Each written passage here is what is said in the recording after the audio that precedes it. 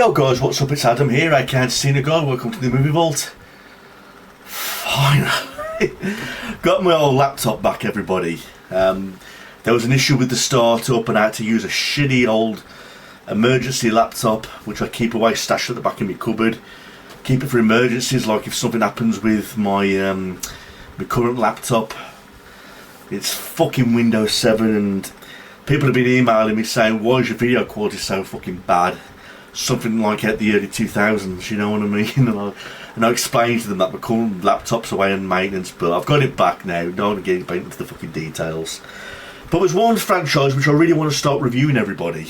I mean, with my old laptop, I've been doing like re-uploads of my videos from the past. Again, they're old quality and, you know, everything's all shitty with those. But everything's back to normal now. And one franchise I really want to review is the Death Wish franchise, everybody, which stars Charles Bronson.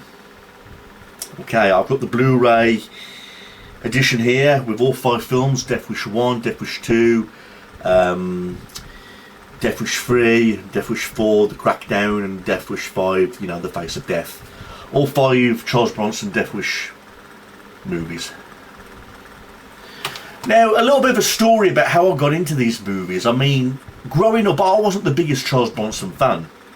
Although my father is. My father likes him in all the Western movies that he did. You know, but apart from Death Wish, I'd liked him in other movies. But like I say, I've not seen like many of his movies. One movie I did like Charles Bronson in was 10 to Midnight. You know, where he played like the cop, you know, trying to track down that maniac who killed women naked and all that kind of thing. But the very first film that I saw of Charles Bronson was the 5th Death Wish movie, Death Wish 5, because when I was little, my sister used to rent all these videos from Blockbuster on VHS, and one she rented was Death Wish 5, and I watched it with her, and I was very young at the time, but I remember enjoying the film. Now, I know what a lot of people are going to say. People are going to come on here saying that Death Wish 5 was the worst one in the franchise, but I'm not going to lie to you, everybody. Death Wish 5 is my favourite one. You know what I mean? And I say, that's unbelievable. How can you love that above Death Wish 1, Death Wish 3, Death Wish 4, and all those other movies in this franchise? I think mainly because Death Wish 5 was like the first one that I watched. You know what I mean? And I don't think it's a bad movie at all, and it is my favourite one in the whole franchise, but I'm going to get to that later. The one that I want to review today is the first movie that came out in the year of 1974. The first Death Wish movie. Like I say, I have it here on Blu-ray, this cool edition. Okay, now the first Death Wish movie, which came out in the year 1974, like I say, after watching Death Wish 5 when I was little, I grew old and I said I really want to watch that movie again, and why not buy the franchise and start it from scratch and work my way up. And of course, what really blew me away was the rape scene in this movie. I mean, it was fucking horrific. I mean, I wasn't expecting that.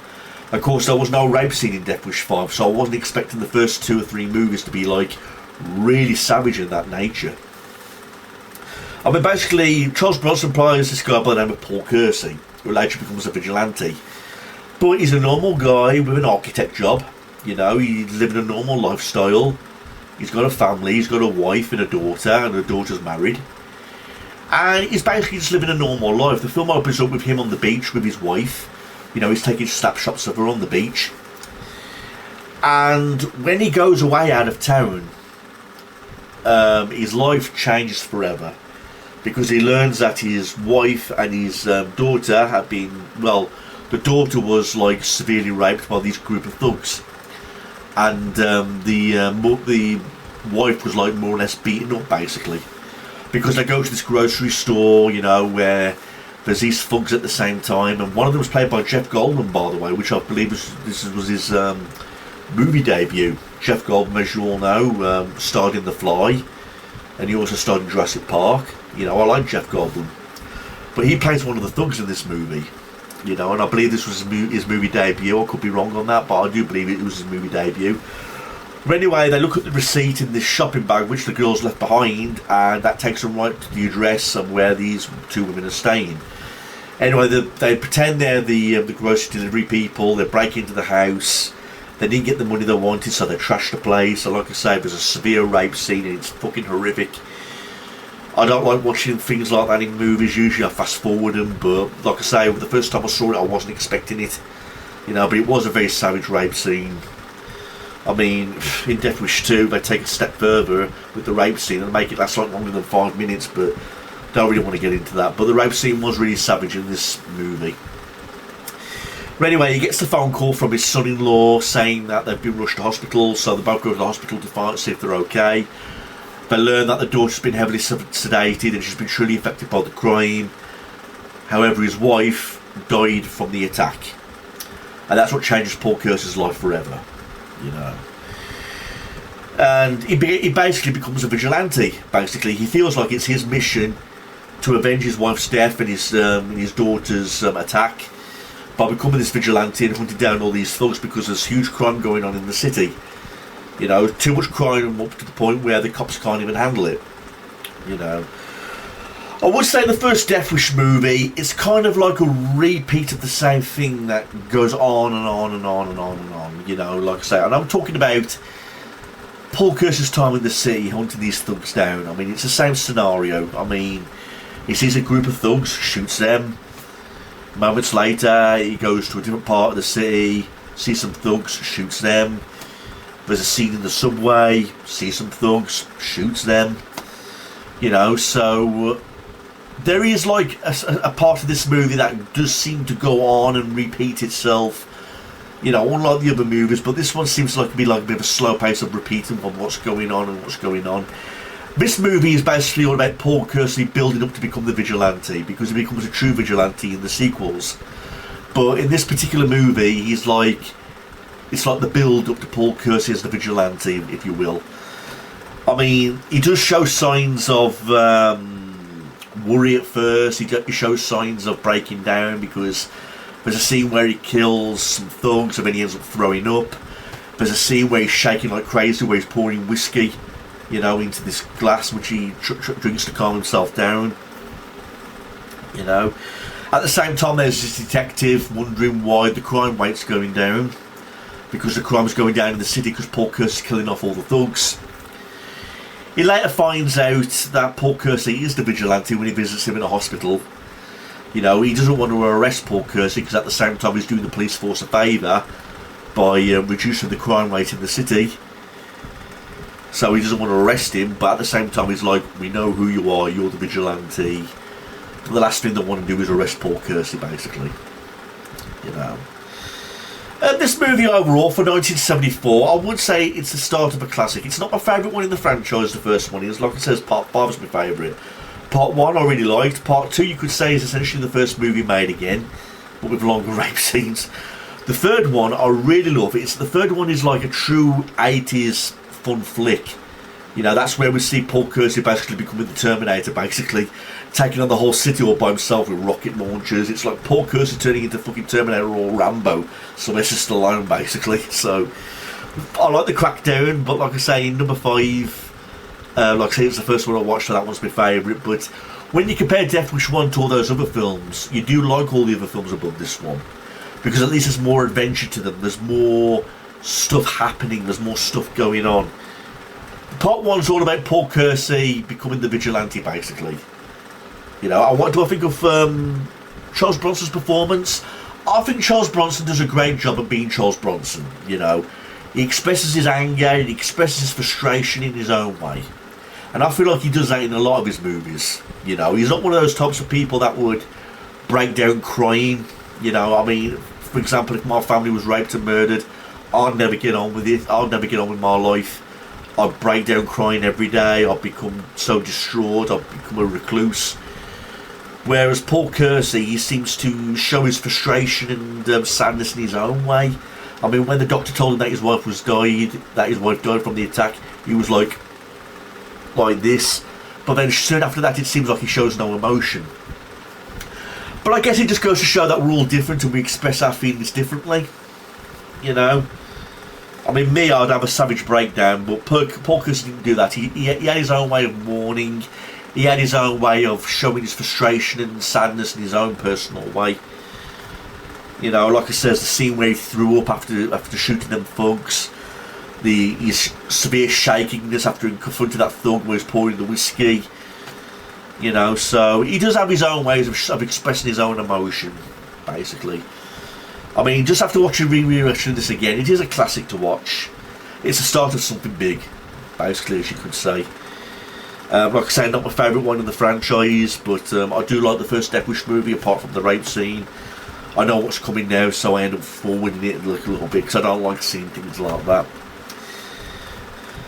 But in terms of acting from Charles Bronson, I thought he did a fine job portraying the Paul Kersey character. You know, the idea of this architect, you know, keeping himself to himself and keeping things to heart, and like I say, I mean, that scene made me laugh at the start of part one, where he made that weapon. You know, he put coins in a sock and he used it like to really fucking hit all the fucking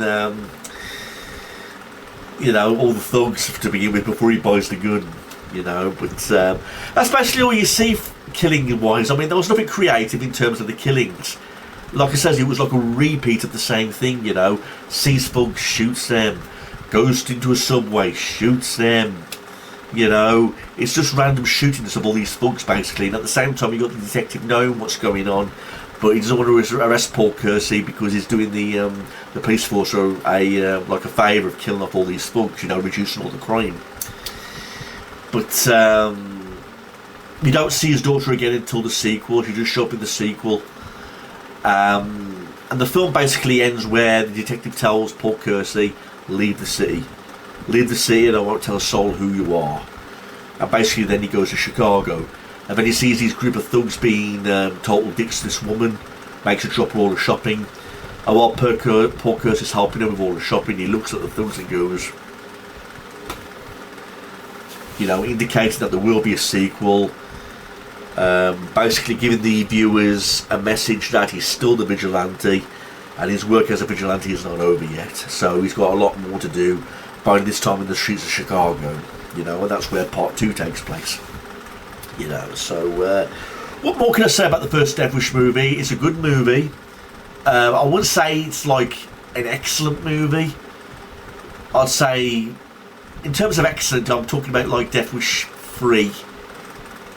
You know, where it gets like more action style, like Rambo style. You know what I mean? But number one, just tell a good story. There's certain scenes that will hit you if you're really sensitive to like severe rape scenes and violence. So there is some scenes in this movie that will really hit you hard. You know, if you're really sensitive to that kind of thing. You know, what's great about this is that Charles Bronson reprises his role as Paul Kersey in each of the films. You know, but this is like the start of the vigilante building up. So I can understand why it was like a little bit of a slow pace. You know, many people would argue say that the film's boring, you know, with the same thing happening over and over again. But I understand why they did it. They did it because it was like the build up to the vigilante. You know, and at the same time the build up to like this character of the vigilante that Charles Bronson's going to be becoming, you know, Paul Kersey. You know what I mean? So that's basically my review for the first Charles. I need to say Charles Play then. No, Death Wish. Did I say Child's Play earlier on in this review? I think I did. I apologise for that. But yeah, the first Death Wish movie, I like it. Not my favourite one, but it's a good little watch. In terms of this Blu-ray edition, there's not much more I can say about special features. No, there's nothing much to tell from special features from top of things. I've already mentioned it was made in 1974. Yeah, so it's a good see if you're a Charles Bronson fan. You know what I mean? I mean, like I said, my dad was more a big fan of him, you know, in his Western movies and things like that. But I like to remember Charles Bronson mainly for 10 to Midnight and the Death Wish movies. I mean, I would like to see more of his stuff in the near future. You know, now that I've gotten into this particular franchise. So that's my review, everybody. I mean, what do you think about Death Wish? If there's anything you want to say, anything you want to comment, leave them in the comment section below. Thanks, everyone. Have a nice day. Peace out.